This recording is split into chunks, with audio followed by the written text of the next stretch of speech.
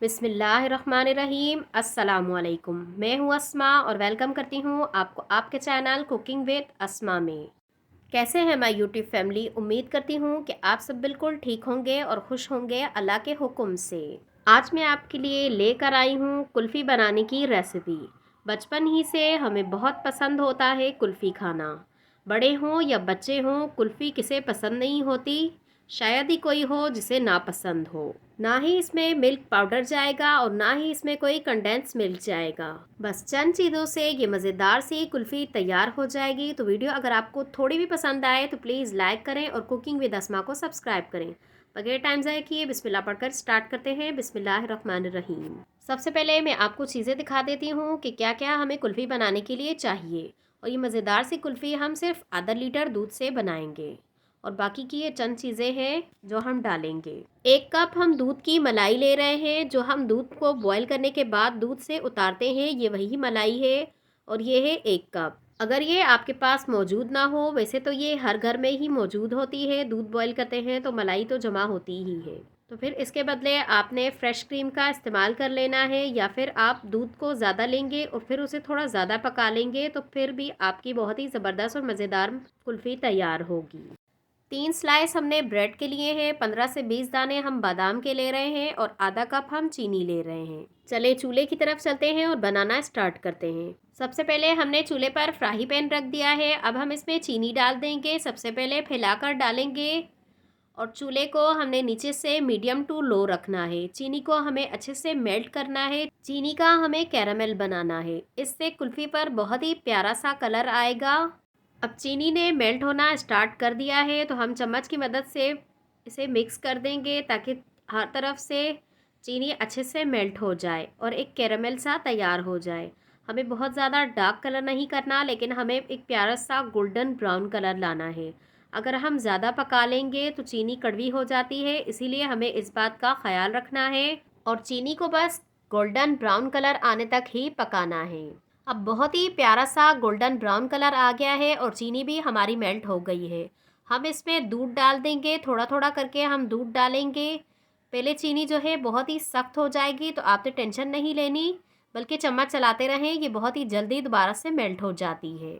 और चूल्हे को नीचे से मीडियम टू लो ही रखना है और चम्मच चलाते रहेंगे तो ये बहुत ही जल्दी मेल्ट हो जाएगी इंशाल्लाह। चीनी हमारी अच्छे से मेल्ट हो गई है। अब हम बाकी का जो बचा हुआ दूध है वो भी डाल देंगे।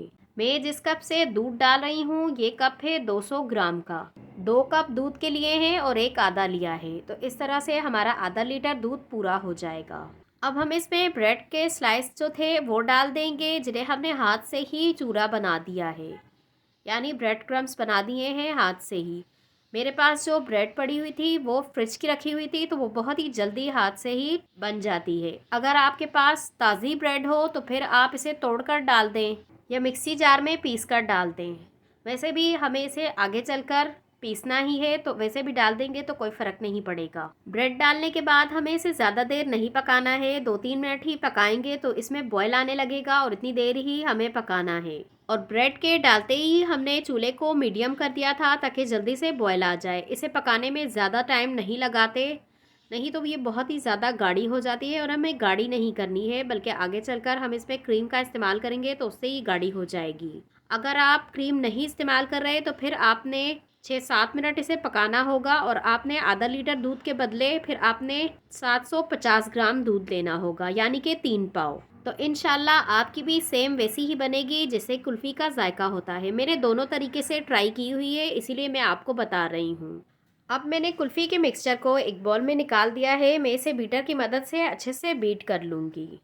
अगर आप जूसर जग का इस्तेमाल करेंगे तो फिर आपने पहले इसे थोड़ा ठंडा करना है और उसके बाद ही आपने इसे पीसना है। मैं जूसर जग का इस्तेमाल नहीं कर रही, मेरा इस वक्त जूसर जग जो है वो ख़राब था, इसीलिए मैं बीटर का इस्तेमाल कर रही हूँ।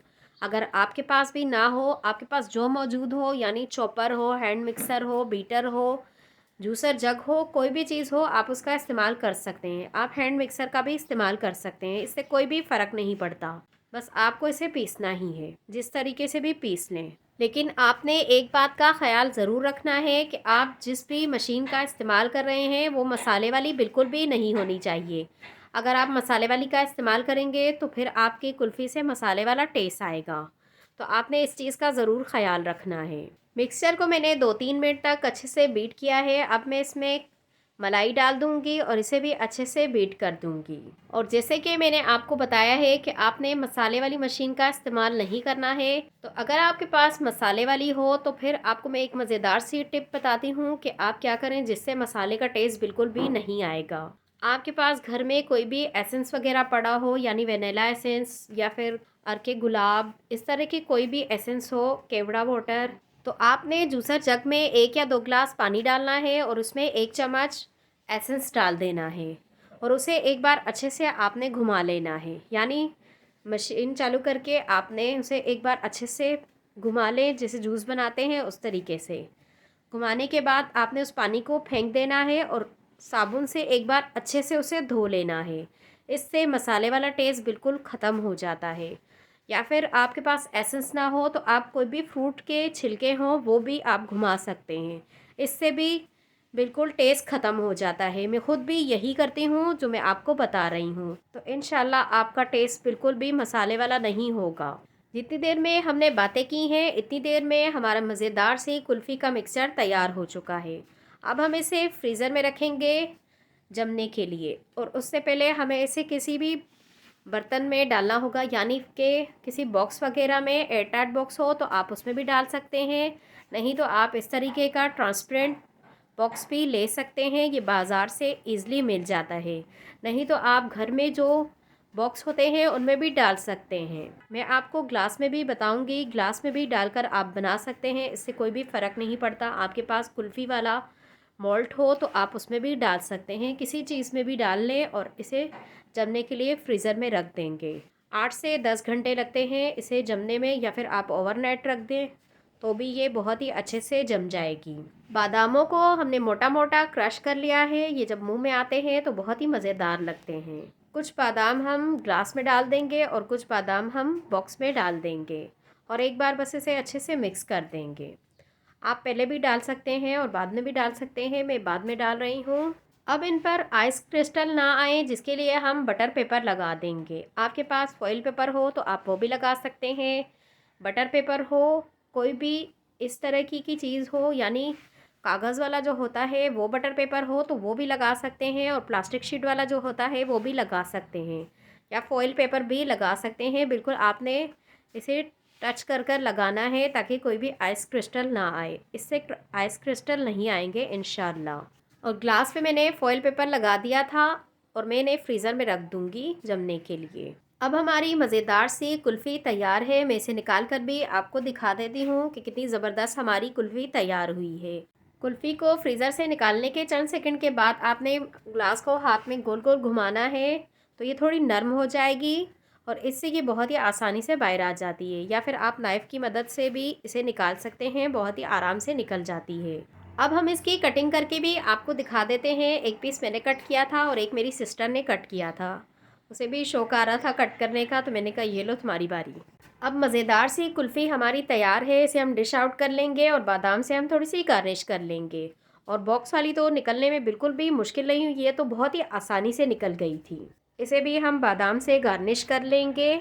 अब मैं इसे टेस्ट करके भी आपको बताऊंगी, और यकीन माने इतनी मज़ेदार बनी थी कि मुझे पहले से नज़ला हो रहा था, लेकिन उसके बावजूद भी मैंने इसे ज़रूर खाया था। मुझे बहुत ही पसंद आई, बल्कि मैंने जिस को भी खिलाई है सबको बहुत ही पसंद आई है। इंशाल्लाह जब आप बनाएंगे तो आपको भी बहुत ही पसंद आएगी। और आजकल वैसे भी बहुत ही गर्मी हो रही है, तो गर्मी के लिए कुल्फ़ी बहुत ही बेस्ट ऑप्शन होता है। तो आपने मेरे कहने पर एक बार ज़रूर ट्राई करनी है। इंशाल्लाह आपको मायूसी नहीं होगी, बल्कि आपको बहुत ही पसंद आएगी। इसे बनाने में ना ज़्यादा खर्च होता है और ना ही ज़्यादा मेहनत होती है, तो आपने ज़रूर ट्राई करनी है। और अगर आपको वीडियो थोड़ी भी पसंद आई हो तो लाइक करना, शेयर करना और सब्सक्राइब करना ना भूलें। मेरी दुआ है कि आप सब जहाँ भी रहें हंसते रहें, मुस्कुराते रहें, अपना और अपने वालिदैन का भी ख्याल रखें। चलें इजाज़त दें, चलती हूँ, फिर मिलूँगी इंशाल्लाह एक नई वीडियो के साथ। अल्लाह हाफ़िज़।